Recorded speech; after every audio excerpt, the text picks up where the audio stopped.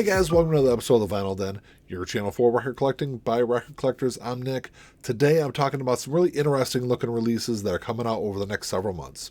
There's a bunch of links down below, make sure you go check them out. There's links for the Vinyl Den Facebook group, for the merch page, for the Spotify and Apple Music playlists that we put together every week, and the Patreon page. So make sure you go check all that out. Of course, if you enjoyed the episode, make sure you give me a thumbs up, hit that subscribe button down below, make sure you hit that notification bell so you're notified every time I release new episodes. So today I got 10 albums that are coming out. Actually, there's one that's coming out next week. I guess some that are coming out all the way through like the end of October. All stuff that I'm really interested in. 10 releases. I think I've got 6 of these on pre-order. I'll probably buy the other 3 other ones. And then there's one that I probably will stay away from just because it's a picture disc. I'm not really all that fond of picture discs. But I will say if you're interested in any of these releases, I'll put links down below. All these are available online. So the first one on the list, this is the one that I'm not going to buy just because they're picture discs. When I first saw the pre-orders go up, I was actually pretty excited for this release.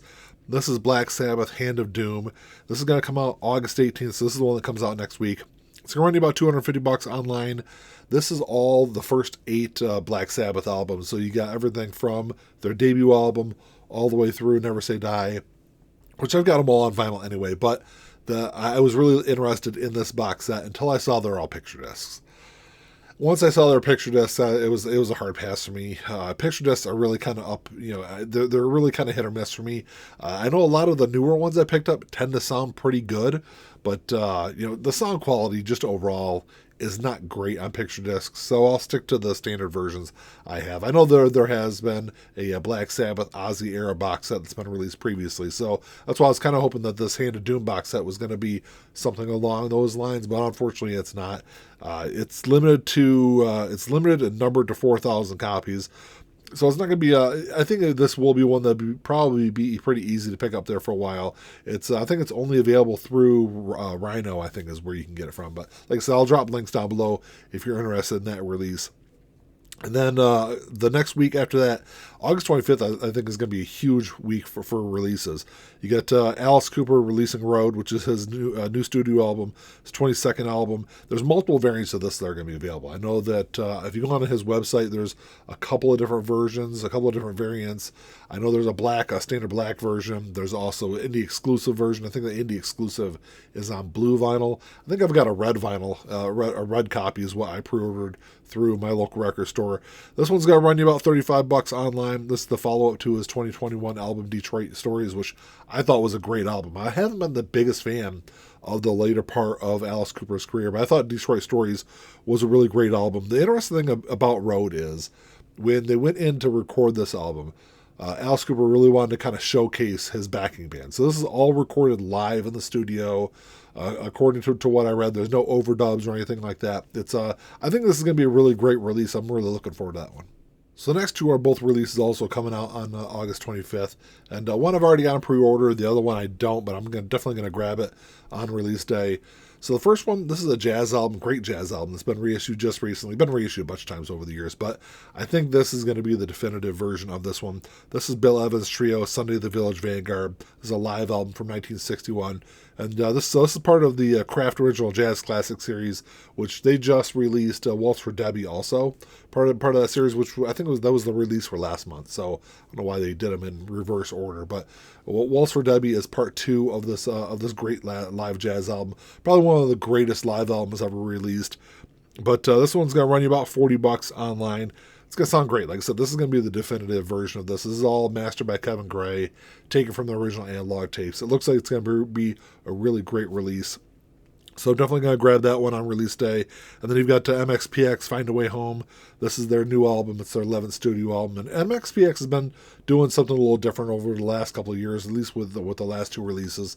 Their last album came out in 2018. It's all self-produced, self-released, really kind of doing a DIY kind of thing nowadays. But there's a bunch of different variants available for this release. There's like a picture disc. Of course, there's a standard black version. I think there's 3 or 4 different color variants also, which I've had my pre-orders in for a couple of weeks now. Just kind of waiting to get that album. I know the first single they released off it, I was actually pretty impressed with. I think it's going to be a really great album. I think hopefully it's going to be as good as that self-titled album that came out a couple years ago. So over the course of the last decade or so, Steve Wilson has been slowly going through the Jethro Tull catalog, remixing everything, remastering it, pulling stuff out of the vault that's never been released before, and putting together some really nice packages. They've done the first 13 Jethro Tull albums. So on September 1st, you get the 14th one coming out. This is Broadsword the Beast, released in '82. It's the 40th anniversary release. I know this is supposed to come out last year. It got delayed until this year. But this is a 4 LP set. It's going to run you about $90 online, which if you look around online, I think somebody had it for like 70 or $75. It might have been on sale though, but if you look around online, you might be able to grab it for cheaper. But this has a bunch of additional recordings on here. It's got demos from '81 and '82. Comes with a nice 28-page booklet and a deluxe slipcase. It looks like it's going to be a pretty cool release. But they're doing this release differently than what they did in the first 13 albums that from Jethro Tull. Is all the other ones, all the additional material has only been on the CD little book release that they've done, which those are pretty cool too, but those tend to be pretty expensive. And then the LP release just is the standard album. But this one, like I said, this is the first time they're doing it where all the additional material is going to be on the LP release. That's why it's a 4 LP set. But I think it's going to be a great one. I've already got that one on pre-order. And then you got The Cure Wish coming out a week later on September 8th. A great live show from 1993. Actually, it was recorded here in Michigan at the Palace of Auburn Hills over 2 nights. It's kind of pricey, though. It's going to run you about $40. But this is an album that has been available for several decades until Record Store Day this year is released as a picture disc. And picture discs aren't great. I picked up for Record Store Day just because I really love this album. It's one of my favorite live albums. It's got a great version of Lullaby on there, which I actually think is better than the version that was on Disintegration. A great album. I'm definitely looking forward to picking up that one.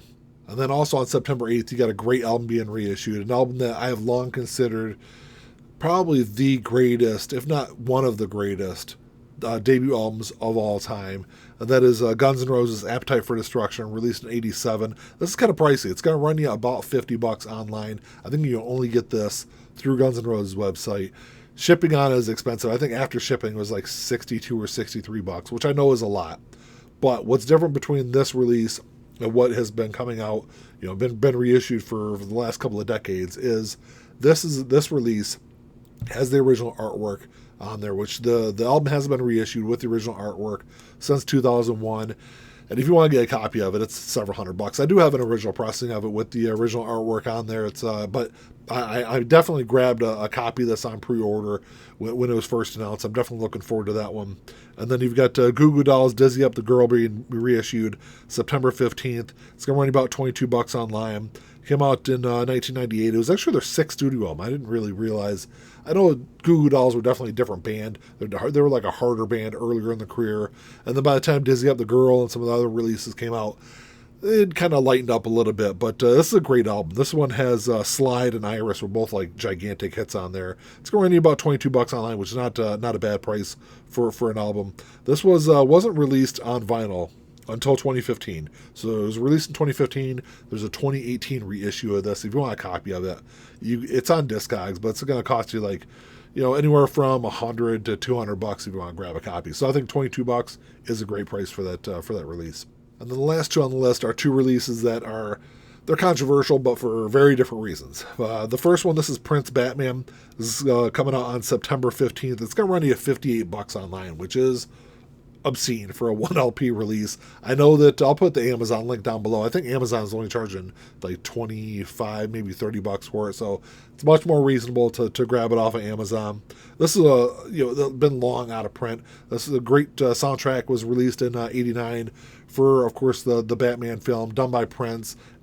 I think it's obviously he's known for Purple Rain, and Purple Rain is definitely a better soundtrack than the Batman soundtrack. But I would put the Batman soundtrack pretty damn close to Purple Rain as far as like overall quality from beginning to end. I know it's very expensive if you get it from anywhere else. I had pre-ordered it from somebody somewhere else, and like I said, it was like $58 or $60, but I'd wanted it on vinyl for a really long time. So it was long out of print, so I was going to grab it regardless of how expensive it was. And then when I saw it pop up recently on Amazon, I canceled my pre-order and ordered it from there because it's like half the price.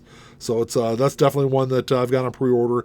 And then the last one. This is the controversial because I know the first single, people are pretty much panning, saying it's horrible. But I'm going to go into it and at least be open-minded and try to listen to this album. But this comes out October 6th. This is Roger Waters, The Dark Side of the Moon Redux. This is a re-recording of The Dark Side of the Moon. He's doing this for the 50th anniversary release. And for everything I've seen Roger Waters talk about this release, he keeps saying that he's not trying to recreate the original album, because you can't. I mean, in my opinion, it's the greatest album ever recorded. There's no way that a re-recording is going to even come close to it.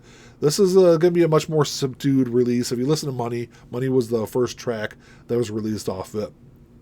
I'm not the biggest fan of it.